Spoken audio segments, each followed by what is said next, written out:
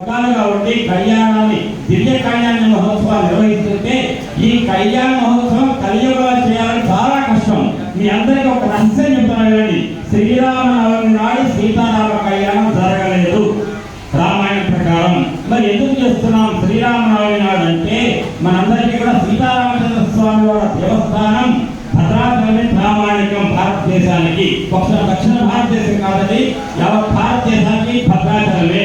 అక్కడ ఉగాది పర్వదినం నుండి నవమి వరకు చేసే వసంత ఉత్సవాలలో సకల యాగాలు హోమాలు నిర్వహించి 9 రోజుల కార్యక్రమాన్ని నవమి నాడు పూర్ణాహుతి చేసి చిత్తదేవుడికి ఆ 9 రోజుల యొక్క కార్యక్రమాలకు చిత్తని ముగింపుగా చేసేటువంటి శాంతి కళ్యాణం చేయటం అనేది ఒక సాంప్రదాయంగా భద్రాచలంలో వచ్చింది. కాబట్టి శ్రీరామనవమి నాడు కళ్యాణం నిర్వహిస్తాం.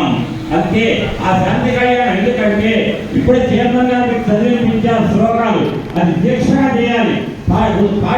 ఉగాది నుండి నవమి వరకు మీరు రామ ఉపాసన చేసిన మీకు ఉపాసన యొక్క ముగింపులో శాంతి కళ్యాణం చేయడం అది ఆనవాయితీ.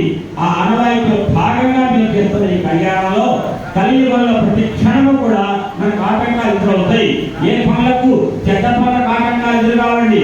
చెడ్డ పనులకు ప్రకృతి ఎప్పుడు మనకు సహకరిస్తుంది. కానీ శ్రేయాసి బహు విఘ్నాలు అని మంచి పనులకి విఘ్నాలు కలుగుతాయి. ఒకటి కాదు, రెండు కాదు, అనేకం. బహు అన్నాడు, విఘ్నాన్ని అన్నాడు విష్ణు పురాణంలో.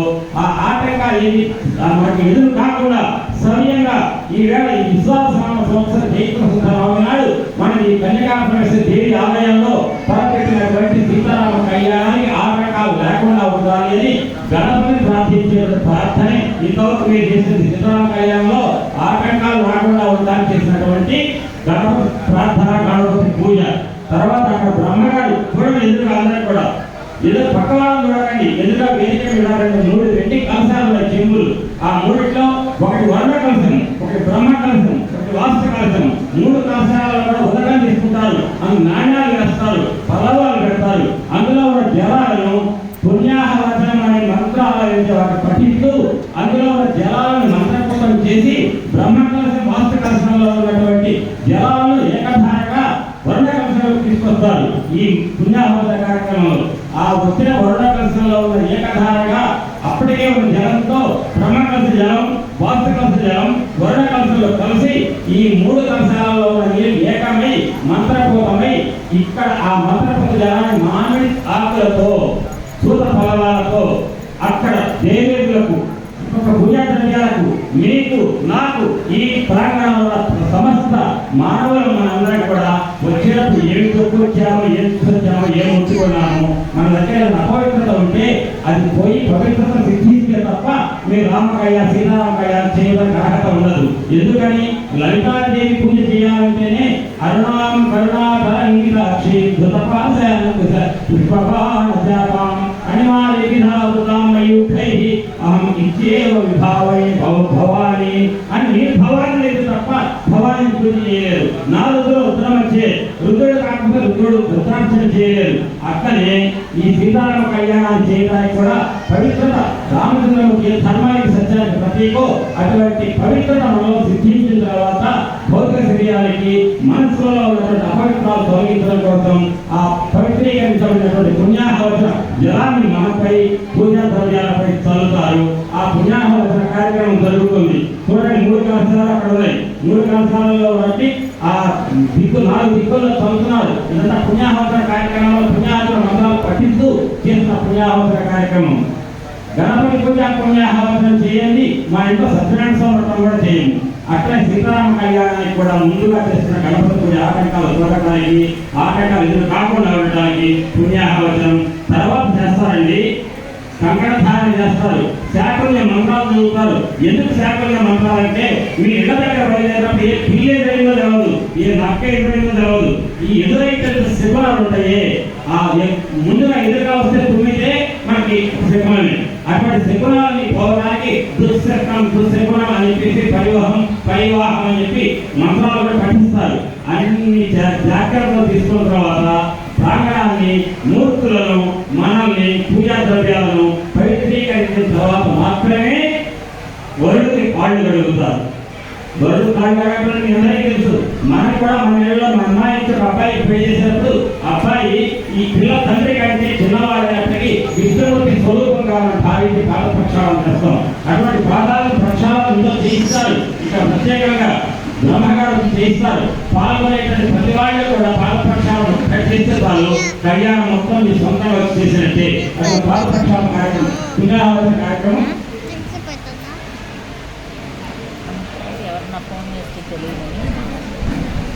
అటువంటి పుణ్యాహవతి కార్యక్రమం పూర్తయిన తర్వాత చేయబోయేటువంటి యజ్ఞోపవీత ధారణ చేయిస్తారు. అది మీ అందరికీ తెలుసు.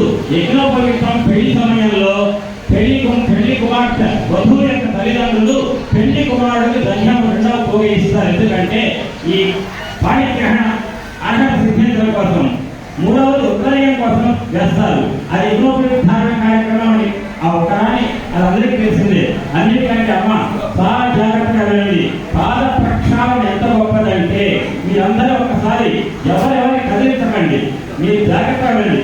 హర హర కల్పులిశంకుశ శవాసన హర కులిశంకుశ ధ్వజ శవాసన శంఖ రథంగ కల్పకోచ్చల జలజాతరేఖలను సాంకములైవను పట్టుతున్నవి కలిత పదాంబుజద్వయము గౌతమ పత్రిక సంగినట్లు నా తలపున నిలిచి కావగదే, నా తలపున చేర్చి కావగదే దాశరథి కరుణాపయోనిధి అంటారు గోపన్న గారు. మీ అందరూ అర్థం చేసుకోండి.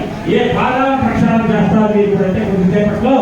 ఏ పాదాలంటే రేఖా మయధర సుధాకల శాత పత్ర వజ్రాంకుశాంబుల ధర్మల్ప కసంఠ చక్రైః భర్గే రణకృతమై భాతత్వజన్నైః శ్రీ వెంకటేశ శరణౌ శరణం ప్రపద్యే అని ఏదైతే మనం సుప్రభాతంలో చదువుతున్నామో, ఏ గోపన్న గారైతే హమ నాగలి ఈ రేఖ ఏదైతే చెబుతున్నారో పాదాలను ఎవరికి ఉంటే వాళ్ళకు అది సాక్షాత్ భగవంతుడు తప్ప ఎవరు మానవ మాత్రం ఉండవండి. కానీ రాముడు మానవుడే, రాముడు మానవుడే ఎదుర్కొన్నాయి. ఆయన భగవంతుడే రాముడుగా మానవుడిగా దిగొచ్చాడు. కాబట్టి హర అంటే నాగలి, కులిశ వజ్రాయుధం, అంకుశం బల్యం, హర కులిశ అంకుశ ధ్వజ చక్రం జెండా, శరాసన అంటే ధనుస్సు, రథాంగ అంటే చక్రం శక్తి చక్రాలు, రథాంగ కల్పక అంటే కల్పవృక్షం అనే లెక్క.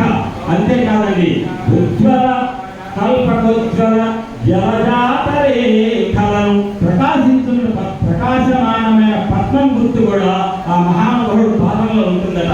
ఇంత గొప్ప సాముద్రిక లక్షణాలు కలిగిన పాదం ఎవరంటే శ్రీమన్నారాయణుడు మాత్రమే ఆ పాదం. అటువంటి పాదంతో ఉన్నప్పుడు శ్రీరామచంద్రమూర్తి హర కులిశంకుశ ధ్వజ శరాసన శంఖ రథాంగ కల్పకోజ్వల జలజాతరేఖలను సాంకములై పట్టుతున్నవి కలిత పదాంబుజద్వయము గౌతమ పత్రిక సంగినట్లు.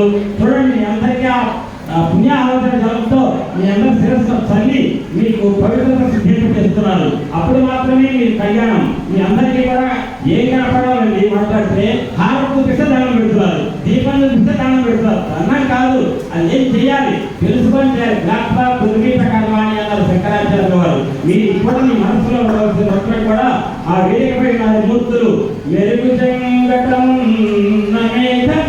కైవడి భుగిద చెంగటందముకువాడు చంద్రమండల సుధా సారంభు పోలిక ముఖమున చిరునవ్వు మొలసువాడు అన్నాడు. అంటే ఆ రకంగా చంద్రమండలం ఆ ముఖమైనటువంటి చంద్ర వర్చస్సుతో చంద్రికలాగా వెన్నెలలాగా భాషిస్తుందో అటువంటి జగదేక సుందరి సీతా త్రిపుర సుందరి మాత ఎల్లప్పుడూ రామచంద్రమూర్తి వక్షస్థలంలో ఉంటుంది, నిత్య అనపాయంగా ఉంటుంది. ఆ అమ్మకు రామయ్యకు భేదం లేదు. అందరూ భక్తుల వినండి. పాపం అంటే ఏంటంటే చెప్పనా, శివుడు వేరు విష్ణు వేరు అని ఎప్పుడైతే ప్రచారం చేస్తారో అంతకంటే పాపం ఇంకొకటి లేదు. కలి పురుషుడు ఎంత గొప్పవాడు అంటే శివుడు భగవంతుడు కాదు, విష్ణువే భగవంతుడు అనేటువంటి వాడు తయారవుతారు. అది కలి ప్రభావం. కానీ శివుడికి విష్ణువుకి భేదం లేదు. ఇద్దరు ఒకటే అనేది జ్ఞానం. శివుడు వేరు విష్ణువు వేరు అంటే అజ్ఞానం. ఇక్కడ సీత వేరు రాముడు వేరు అంటే అజ్ఞానం. సీతారాముడు ఏకం అంటే జ్ఞానం. అంటే ఇవాళ మనం చేసే పని ఏంటండి, చిత్తూరు సీతారామ కళ్యాణంలో సీతను రామాయణ ఏకం చేస్తారు. ఏంటి ఏకం చేసేది? మనం ఎవరు అని మన స్తోమతంతా ఒక్క విశ్వామిత్ర మహర్షి ఇలా చెప్పానే, రామ రామయ్యని పట్టుకొచ్చాడు, ముందు యజ్ఞ సంరక్షణ చేశాడు, తన గౌతమ భార్య అహల్య యొక్క ఆ రథంలో కూడా సంస్కారం చేశాడు, మిథిలా నగరానికి సీతను పాణిగ్రహణం చేశాడు. అంటే గౌతమ భార్య పాలిటి కామధేను ఇతడు భావల కౌశిక పాలి కల్పవృక్షము. అంతవరకు వాడి సీతాదేవి పాలిటి చింతామణి ఇతడు. సీతాదేవి భార్యలు సకల కోరికలు తెచ్చే రాముడు. ఆ రామయ్యకి కోరిక తెలుసు సీతమ్మ అంటే, సీతమ్మ కోరిక రామయ్య తీరుస్తాడు. రాముడికి సీతమ్మకు భేదం లేదు. ఆ ఇద్దరు ఒకటే అని చూపించడమే కళ్యాణంలో ఉన్న అంతర్యం. ఆ సీతారామ ఏకత్వం. శక్తి లేనినాడు సాగదు లోకము, శక్తి వలన జగం కదులుతుండు, సర్వశక్తులిచ్చు శ్రీరామునకు శక్తి సీత కాదే అంటారు పెద్ద మనిషి. అదే శంకరాచార్య శివశక్త్యా ఇక్కో ఎది భవతి శక్త ప్రభావితం నచే దేవం దేవో నఖలు కుశల వందితుమపి అతః త్వం ఆరాధ్యాం హరిహరవిద్యాభిర్ప్రణంతుం స్తోత్రం వా కథం సర్వపుణ్యప్రభవతి. శక్తి లేకపోతే శివుడు రాయి, శివుడు కదలలేదు. శివుడు కదులుతున్నాడంటే కదలిక కదులుపడుతున్నారు శక్తి. ఆ శక్తి జగన్మాత సీతా తెలుపుతుంది. శివుడు ఎవరంటే రాముడే. ఆ రాముడికి సీతకు భేదం లేదంటే అర్థం రాముడి యొక్క శక్తి సీతమ్మ. హిందూ ధర్మంలో, హిందూ సమాజంలో మన ఒక్కళ్ళ మాత్రమే భగవంతుడి యొక్క శక్తిని ఒక శ్రీకృతిగా భావించి పక్కన పెట్టి ఆ శక్తిని భగవంతుడి ఏకత్వాన్ని ఆరాధించేటువంటి లక్షణం ఒక హిందూ ధర్మానికి ఉంది. కాబట్టి హిందువులో మనం సనాతన ధర్మాన్ని గౌరవించే మనం రామచంద్రమూర్తి యొక్క శక్తి సీతమ్మ పక్కన పెట్టి ఎడం వైపు సీతకు రాముడికి మధ్య అనుబంధాన్ని భావిస్తాం. మనవడి కళ్యాణం విశ్వామిత్ర మహర్షి సుధించాడు వాళ్ళ మధ్య. ఈ వారం రోజులు మీరు పారాయణం చేశారు. ఇప్పుడే అనిపించారు అన్నారు తుల్యసీవృత్తాం తుల్యాభిలక్షణాం రాఘవో వైదేహీం సంకేయమసిక్షణ అని రామయ్యకు సీతలకు మధ్య సరిదోడి అని హనుమంతుడు భావిస్తే అదే రుక్మిణి కళ్యాణంలో బోధనగా చెప్పారు. తగుని చెక్కి విలద్ధరాజసుతవం తథ్యంబు వైలభ్యం తగుని చెక్కి ఎంత మంచి తగునే దాంపత్యం తగులం గట్టిన బ్రహ్మనే పరిగదా తత్వాహతరాతి మరడవుగావు తదక్కి రమణికున్ మా పరిణంపురం अच्छा पूजा करके वो नमः तपेभ्यो एकेन पद्मेन